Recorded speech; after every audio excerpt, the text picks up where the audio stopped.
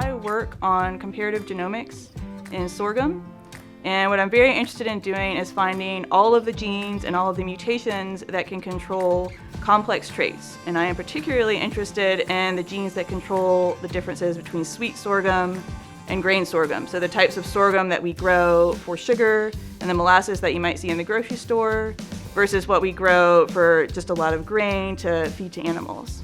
Sorghum can just come in so many different forms. It can be so well adapted to so many different places. It's a great crop for the Southeast. It's very sustainable and low input. So I saw no reason to start working in a different species after I started learning about it.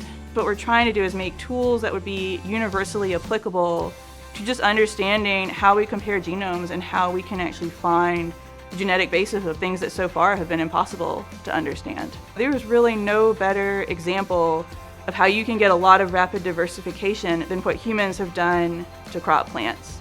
So if you want a model to understand evolutionary biology, then actually domestication and diversification by humans and plants is an amazing example. And then in return, the kind of work that we do can then actually be applied to help the people who work in agriculture as well. When I go to scientific meetings now, I do see more women giving talks about agriculture and talks about agricultural genomics and plant genomics in particular.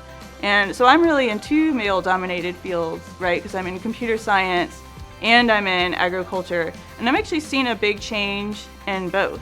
So I see a lot more women in computer science and in computational biology now as well. And I see a lot of the students that come through in my classes can be increasingly women. So it's really a great change. So with some students who come, and this happens with everyone, but it does happen particularly with young women, is to think that you can't do it. And I think the advice I would give is that everyone thinks that, but that you definitely can do it.